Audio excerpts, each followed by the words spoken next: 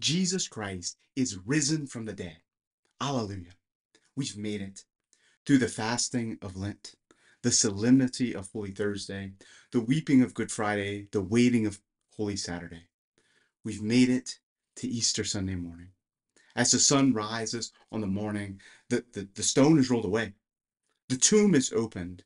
His body is gone. Why? Because he has risen from the dead. Hallelujah. Jesus said that he was God. He said that he would rise from the dead. He said that he came to bring us life. So, prove it.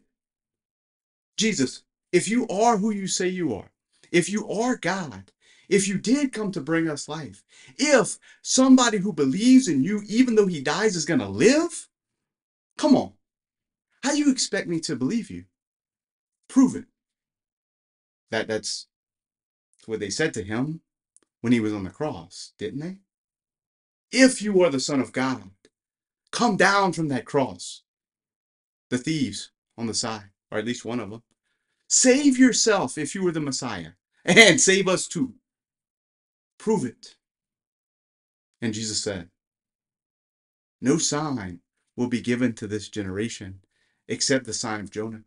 Just like Jonah was 3 days and 3 nights in the belly of the fish, so too the Son of Man will be 3 days and 3 nights in the heart of the earth. And Jesus Christ, in fact, was in the heart of the earth. He did die. He was buried. And now he's proved it. Now he saved himself. Now the tomb is empty and Jesus is alive forever and ever. The prophets had foretold it.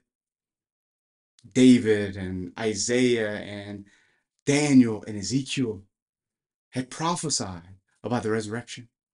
Jesus was prefigured in Abraham and Isaac, in Jonah, and the firstborn of the Hebrews, and even in some sense of the Egyptians, in the Paschal Lamb, whose blood was shed on the first Exodus.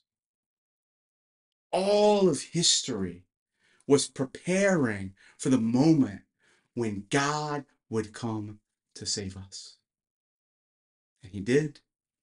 He came and he saved us. Nobody else can claim that. Nobody else rose from the dead. Peter, on Pentecost Sunday, he's talking to the people and telling them about Jesus. He's preaching the gospel to the people who are in Jerusalem and want to know what's going on. And he said, look, David prophesied that this would happen. And you know where David is? Well, his body is buried in that tomb over there. But Jesus, empty tomb, raised. Not only an empty tomb, though. What else?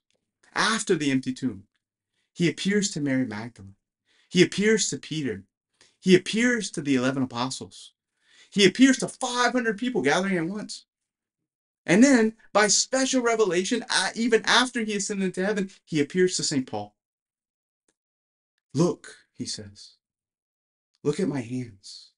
Not my hands, his hands. Look at my hands, he says. Look at my feet. Look at my side. Show that I am the one who died for you. Also, do you have something to eat? Let us eat together. Because to show you, I'm paraphrasing. Jesus, let us eat together. Because I have a body, a real body. This is my real body. And this, too, can happen for you. See, that's the promise. Jesus' resurrection isn't only to prove that he's God, but also to bring us into the resurrection. Y'all, this is the promise for us. When Jesus said, the one who believes in me, even though he dies, he will live, he wasn't joking.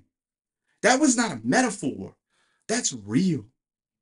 So the apostles scatter to the four corners of the earth, preaching And what is the content of their preaching? What is the key? If you read the Acts of the Apostles, you'll see this. The key in the missionary speeches that they are given to tell people about Jesus is that he rose from the dead.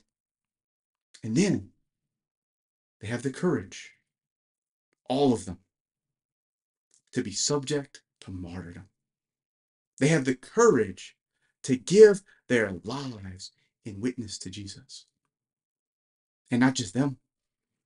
A couple hundred years later, two young women, Perpetua and Felicity, are given over to be killed in the stadium, to be put to death while other people watch, just because they were Christians. Each of them had a little baby. They leave their babies, entrusting them to the providence of God, and allow themselves to be killed rather than deny Jesus Christ, because they know that it is Jesus Christ who will raise them up again and who can take care of their families. In Rome, where I am right now, so many people, regular people, soldiers, deacons, popes, priests, bishops, all gave their lives in witness to Jesus. Some of them were girls, like 10, 12, 14, 16-year-old girls who fell in love with Jesus, who wanted to give themselves totally to Jesus, who were denounced for their Christianity, who were denounced for their private consecration that they made to the Lord. These little girls and teenagers were brutally slaughtered because they believed in Jesus, and because in their case, they had given themselves to him to be brides forever, to be married to Jesus. And these girls, went to their death with courage because they knew that God would raise them from the dead. And now, the apostles, Paul, Perpetua, Felicity, these girls, Agnes, Cecilia, Anastasia, Agnes, and all the rest, they're in heaven with Jesus. And when Jesus comes again, their bodies even are going to be raised up to be with him forever. What about recently? Just a few years ago, some Christians in Egypt were rounded up by terrorists and it was demanded that they deny the Lord. But they said no. So they were put into cages and set on fire. All of them died as martyrs, as witnesses, in hope that Jesus Christ would raise them from the dead.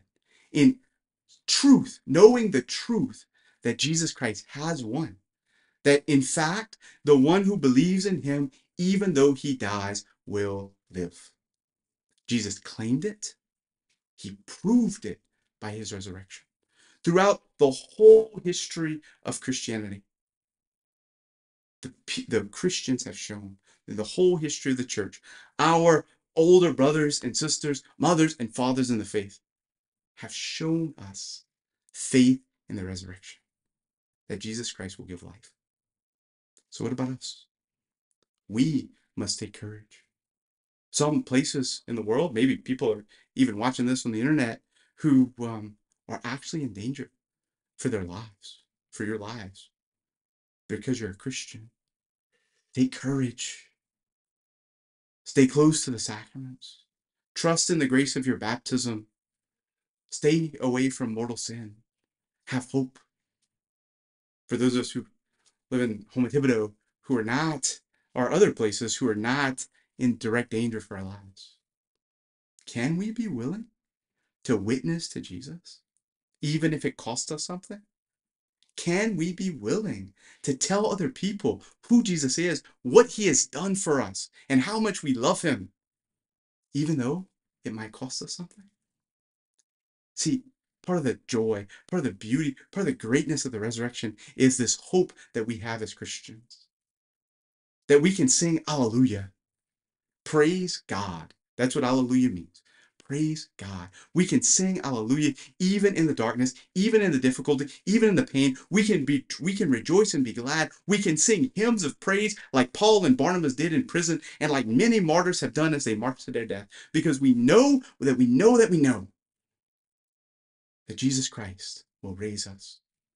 If we have been baptized, if we are free from mortal sin, no question, no chance we are certain that we will go to be with the Lord who rose from the dead.